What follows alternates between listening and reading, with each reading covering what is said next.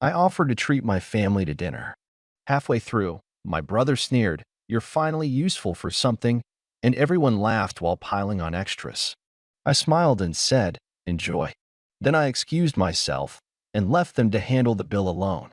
Hi everyone, I'm Julian, 40M, and after what happened recently, I finally have a story worth sharing. I wasn't sure whether to post this at first, but the more I thought about it, the more I realized it still sits with me, and maybe writing it out will help. Some background before we get into it. Growing up, my family wasn't exactly warm. If I had to describe them, I'd say they operated on a silent scoreboard. Everything you did was kept track of, and everything you failed to do was remembered even longer. My parents, Martin and Diana, were the kind who believed that respect was owed upwards, but rarely downwards. They weren't outwardly cruel, just casually dismissive, like any success I had was expected and anything less was a failure. Then there was my younger brother, Caleb, 38M. Caleb was, for lack of a better word, their pride and joy. If I got an A, it was good. Keep it up. If Caleb remembered to turn in his homework, it was his special dinner night. You get the idea. He was charming when he wanted to be, always quick with a joke or a story that put him at the center of attention. And for as long as I can remember, my parents ate it up like candy. I moved out pretty much the minute I could. I worked my way through school, took a lot of odd jobs, and slowly built a stable life. It wasn't flashy, but it was mine. Meanwhile, Caleb was always on some grand adventure. Some new opportunity that would change everything. A startup, a band, a new app idea. None of it really stuck. Yet somehow, no matter how often things fell apart, my parents still treated him like he was one step away from greatness. I won't lie, there was a part of me that stayed distant on purpose. I called on holidays, sent the occasional birthday text, but visits were rare.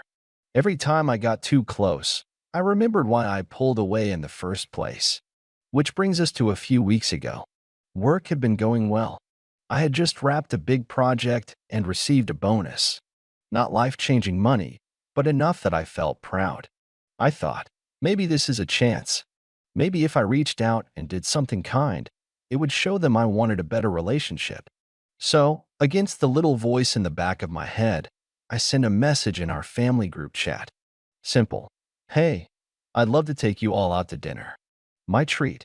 Pick a place and let's find a time that works." The response was instant and enthusiastic.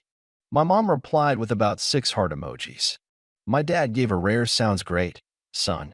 Caleb immediately suggested a place downtown, one of those trendy steakhouses that proudly list their prices without shame. I hesitated when I looked at the menu online, but again, that hopeful little voice told me to go for it. It's one night. It's family. Maybe it'll be different this time. We settled on a Saturday evening reservation. I offered to meet them there, thinking it would be simpler than trying to coordinate rides. Plus, it gave me a little buffer in case I needed an early exit. I arrived about 10 minutes early. The restaurant was beautiful, high ceilings, big windows that caught the evening light, polished wood everywhere. It smelled amazing. I checked in with the host, who led me to a table near the window, and I sat down to wait. 5 minutes later, I saw them coming through the doors. My mom spotted me first and waved like I was a returning hero. My dad followed, nodding approvingly. Caleb brought up the rear, phone in hand, tapping away at something with a smirk on his face. We greeted each other, a little awkwardly but warmly enough. As we sat down, my mom immediately started fussing over my shirt. "You should wear colors more often, Julian. You always wear such serious things." I smiled politely and shrugged it off. The menus were handed out, and right away I noticed how quickly everyone zeroed in on the most expensive options. Caleb was practically bouncing in his seat, rattling off questions about upgrades and add-ons. Still, I told myself, it's fine. They're excited. Let them enjoy it. The server came by to take drink orders, just sodas and water, thankfully, and gave us some time to look over the menu. As we waited, the conversation floated lightly over different topics.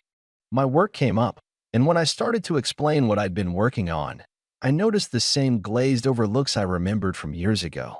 Caleb interrupted halfway through to talk about some new venture he was probably going to start. Something about designing custom sneakers. My parents lit up with encouragement. "That's brilliant, Caleb," my dad said, clapping him on the back. "You always have such innovative ideas," my mom added, beaming. I nodded and stayed quiet. It wasn't new. I knew the drill. When the server returned, that's when the energy shifted. Caleb ordered the biggest steak on the menu and then started adding sides. Extra sides. Things that technically came separately and each had a hefty price attached. Truffle mac and cheese, loaded mashed potatoes, asparagus, and extra sauce that cost more than a basic meal at a regular restaurant. My parents followed suit. "We might as well make a night of it," my mom said, smiling sweetly at me. "You deserve to treat yourself too, Julian." I nodded again, feeling a tightness starting in my chest. I picked something simple for myself, grilled chicken and a side of vegetables, knowing I wouldn't even be able to enjoy it with the way this was already going. As we waited for the food, the conversation grew louder, more boisterous. Caleb was telling some story about how a friend of his made it big and how he was next in line. My dad laughed, my mom beamed, and every so often, Caleb would throw in a jab about how some people were happy living boring little lives. I stayed silent, smiling where I could, nodding where I had to. Then, just as the food arrived, Caleb leaned back in his chair, stretched his arms wide, and said, loud enough for the nearby tables to hear, "Well, Jules, I guess you're finally useful for something." It hit me harder than I expected. There was a beat, a split second where I thought maybe he was joking in a harmless way. But then my mom laughed behind her napkin. My dad let out a chuckle and shook his head like he was proud. Caleb looked directly at me, grinning like he had just delivered the punchline of the century. And in that moment, I realized nothing had changed. I smiled, not because it was funny, but because something inside me clicked into place. Calm, steady, sure. I set down my fork gently, wiped my hands on my napkin, and said, "Enjoy." Then I stood up, slipped my jacket over my shoulders, and walked out. But oh, I wasn't just leaving them at the table. I had made a few quiet arrangements beforehand, just in case. Walking out of that restaurant was strangely quiet. No one shouted after me. No one even called my name. Maybe they thought I was joking. Maybe they assumed I'd just gone to the restroom or stepped outside for a phone call. I didn't really care. The evening air was cool as I stepped onto the sidewalk. I stood there for a moment, feeling the soft breeze against my face, letting the sounds of the city swirl around me. Honking cars, snippets of conversation, footsteps tapping against the pavement. It all felt distant, almost muted. I checked my watch. 7:30. I hadn't parked nearby. I'd taken the train, expecting traffic to be a nightmare, but I wasn't in a rush to get home either. Instead, I wandered a few blocks until I found a quiet little plaza with a fountain. I sat down on a bench, hands tucked into the pockets of my jacket, and watched the water ripple under the lights. My mind drifted back over the dinner. For weeks, I had been convincing myself that maybe this time would be different. Maybe they would see me as I was now, not the kid who never quite measured up to Caleb. Maybe there would be pride in their voices, not politeness. Maybe real conversation, real warmth. But instead, it was the same old play, just on a fancier stage. The more I thought about it, the lighter I felt. I hadn't planned to walk out. Not exactly. But I had quietly prepared, just in case. Before dinner, when I called the restaurant to confirm the reservation, I also left a note on the account. I told the manager that if anyone attempted to leave without paying, to go ahead and call me, but that I would not be covering the cost under any circumstances unless I personally signed the bill. They had been happy to accommodate. Apparently, they had seen a few forgotten wallets before, especially when group sizes got large. I smiled a little to myself, imagining the scene unfolding at the table about now. At first, they'd probably keep eating without noticing I was gone. Maybe even make a few more jokes at my expense. Caleb would puff up. My mom would titter into her napkin. My dad would look pleased with how lively his family was. It wouldn't occur to them, not for a while, that I wasn't coming back. I pictured the server approaching toward the end of the meal with a bright smile, placing the bill neatly on the table. maybe even saying, whenever you're ready. And then, the realization. They'd probably laugh again at first. Caleb might nudge the bill toward my empty seat, pretending to be clever. My mom might look around for me. My dad might clear his throat and grumble about how kids these days think they can just step away whenever they want. Then, the minutes would stretch. Someone would start getting nervous. Caleb would open his wallet, probably realizing he didn't have enough to cover even a third of the meal. My parents would fumble for their cards, but between them, it would still be tight. They had always lived a little beyond their means, counting on someone else to pick up the slack when it mattered most. The restaurant wasn't cheap, and they had ordered freely, assuming I would catch it all. Steaks, side dishes, extra sauces, desserts to go that Caleb insisted on ordering when he saw I wasn't saying no. It was going to sting. And the best part? They couldn't even spin it to look like my fault. I had offered to treat them to dinner. I had shown up. I had been polite. I hadn't raised my voice, hadn't caused a scene. I had simply left. A clean exit. As I sat there by the fountain, I thought about how different this night was from the thousands of nights growing up. How many dinners I spent being lectured about how family means everything, while also being made the scapegoat whenever something went wrong. How many holidays I had white-knuckled my way through, trying not to say the wrong thing, trying to be good enough to earn a few crumbs of affection. I had always stayed too long at that table, hoping for something that was never going to be offered freely. Tonight, for the first time, I had simply stood up and left. My phone buzzed in my pocket, pulling me out of my thoughts. I glanced down. First, a message from my mom. "Julian, where did you go? We're waiting for you." Then, a few seconds later, one from Caleb. Not funny. "Come back and pay the bill." No apology. No concern. Just expectation. I let the screen go dark.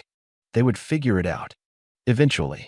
I leaned back on the bench and stared up at the stars, faint and scattered between the city lights. For the first time in years, I felt completely weightless. But the night wasn't over yet. Not by a long shot. Because what I didn't know at that moment was that walking out of that restaurant would set off a chain of events I never could have predicted. I stayed sitting by that fountain for a long time. Maybe it sounds strange, but I wanted to give them time to marinate in it. To really feel the discomfort, the confusion, the slow building frustration. Years of small slights and backhanded comments had taught me that with my family, words meant nothing. It was actions, real, tangible consequences that spoke. After about an hour, my phone buzzed again. This time, it was a series of short, frantic messages. From my mom, "Julian, please answer. The manager says you left instructions? What's going on?" From Caleb, "Dude, this isn't funny. They're making us pay full price." From my dad, "Son, call me immediately." I didn't answer. I stood up, stretched my legs, and made my way slowly toward the train station. It wasn't a long ride home, but I took my time walking through the streets. The city felt different tonight, somehow bigger and quieter at the same time. Like it was giving me space to breathe.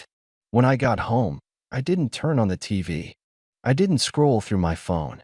I just sat on my couch, staring out the window, watching the streetlights flicker on one by one. I knew this wasn't the end of it. With my family, nothing ever ended quietly. The next morning, I woke up to missed calls, lots of them. Voicemails too, though I didn't bother listening. I already knew what they would say. Accusations hidden inside hurt tones. Guilt laced with disappointment. The same tired performance, just with new costumes.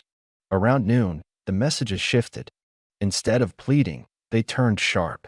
My mom sent a long text about how humiliating it was to be confronted by the manager over an unpaid bill. How ashamed they felt, having to scrape together their cards to cover it. How disappointed she was that I could be so selfish. Caleb's message was shorter and angrier. "Hope you're happy. Dad had to call in a favor to cover the tip. You made us look pathetic." And then, hours later, my dad chimed in with something that almost made me laugh. "You owe us an apology for last night. This isn't how family treats each other." I didn't respond. Instead, I opened my laptop and pulled up an old folder I hadn't touched in years, something I had started when I was still in college. Back when I thought maybe, someday, I'd need a record of things. Proof for myself, if no one else. The folder was labeled Receipts. It held emails, text messages, even a few old scanned notes my parents had left me over the years. Notes that, if you read them with the wrong tone, sounded caring. But when you looked closer, the truth slipped through. Notes like, "Why can't you be more like your brother? Don't embarrass us tonight. We didn't raise you to settle for being average." I hadn't collected them out of spite. Back then, it had been survival. When you're constantly told you're imagining things, it helps to have something real to hold on to. And now, I realized, it was time to put it to use. I wasn't planning anything dramatic. No social media posts, no big confrontations. That wasn't my style. I had something quieter in mind. I started by drafting an email to a few relatives. Aunts, uncles, cousins, the kind who were always just a little too eager to believe whatever version of events my parents fed them. The message was simple, respectful, and factual. I wrote about how I had tried to reconnect, how I had offered to take my family to dinner, how they had reacted, and how I had chosen to remove myself from the situation. I attached a few of the old notes and screenshots, nothing too heavy, just enough to show that this wasn't a one-time misunderstanding. I didn't blame anyone. I didn't ask them to take sides. I just told the truth, plainly. Then I hit send. Not out of vengeance, but out of something quieter and stronger. Self-respect. Once the emails were sent, I leaned back and felt a different kind of peace settle over me. This wasn't about making them look bad. It was about stepping out of the shadow they had built around me, letting the light fall where it may. I didn't expect much to come from it. Maybe a few awkward holiday gatherings. Maybe a few relatives quietly siding with my parents because it's easier than admitting they were wrong. That was fine. I wasn't doing it for them. I was doing it for the version of me that sat at dinner tables for years, swallowing hurt and hoping for crumbs. I was doing it for the version of me that finally realized he didn't have to sit there anymore. But even with all that, I wasn't prepared for what happened next. Because Caleb? He didn't take it quietly. Not even close. It started 2 days later. First, a cousin reached out, Anna, one of the few in the family who had always seemed to see through the noise. She messaged me simply, "Thank you for sharing. I had no idea." That alone would have been enough for me. But then, the ripple started. Other relatives, ones who had always blindly believed my parents' version of things, began messaging too. Some were apologetic. Others just quiet. Unsure what to say now that a different picture had been laid bare in front of them. I thought maybe my parents and Caleb would just try to ride it out, pretend it hadn't happened.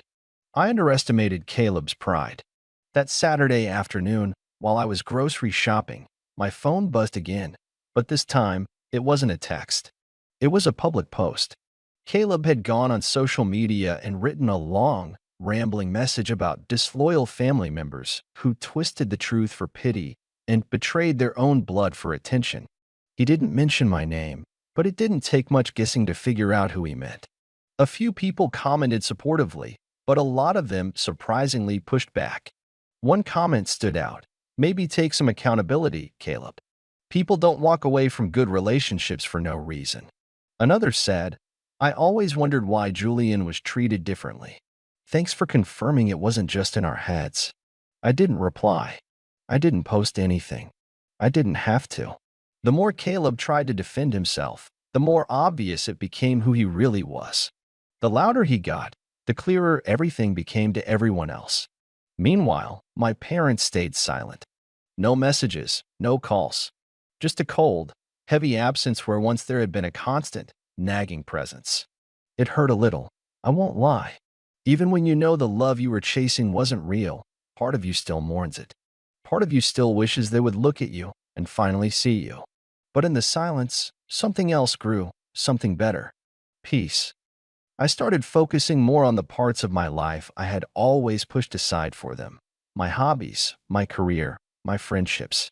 Things that used to feel like stolen moments, squeezed between obligations, suddenly became parts of my day I could enjoy without guilt weighing down on me. I picked up painting again, something I hadn't done seriously since high school. At first, it felt awkward, like trying to speak a language I hadn't used in years. But little by little, the rhythm came back. Evenings that used to be filled with tense family calls or endless overthinking were now spent with a paintbrush in my hand, soft music playing in the background, the hours slipping by without pressure or judgment.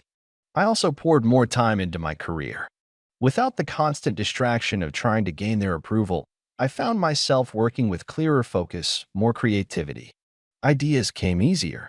I felt more connected to what I was doing, not because I needed to prove anything to anyone, but because I was finally doing it for myself. Friendships that had once been carefully rationed, scheduled in tiny, manageable doses so I wouldn't neglect family duties, began to bloom naturally. I started meeting friends for lunch on weekends, going to movies, joining group hikes without feeling like I had to apologize for it later. It amazed me how simple joy could feel when it wasn't something you had to earn. I even started traveling, something I had always wanted to do but never really dared to prioritize. At first, it was just small weekend trips, nearby towns, a cabin in the woods, a quiet seaside village I had always heard about but never visited. There was something incredibly healing about packing a small bag, getting in my car, and just going. No explanations, no need for permission. For the first time in my life, I didn't feel like I had to justify my happiness to anyone. I didn't have to anticipate critical questions or passive-aggressive remarks. I could just exist in my own life, and that feeling was more freeing than anything I had ever imagined. The best part? When family gatherings came around, birthdays, holidays, those occasions that used to tie my stomach in knots, there was no more pressure to attend.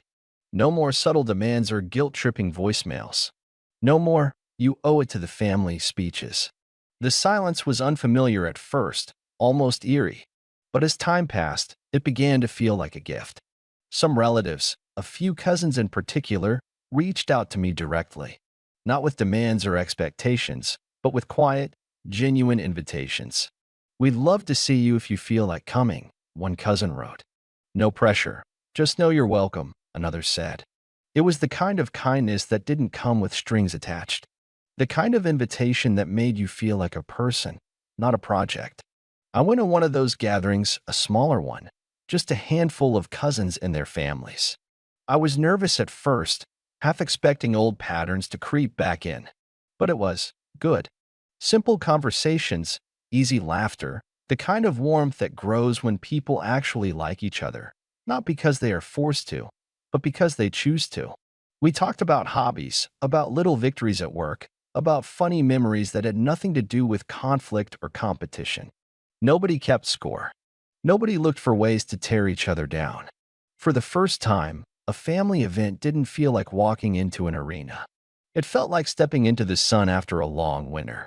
As for my parents and Caleb, last I heard, they were still spinning their version of the story to anyone who would listen, telling distant relatives, old friends, even new acquaintances that I had changed, that I had been influenced by outsiders, that I was lost somehow, as if choosing peace over their approval was a sign of failure.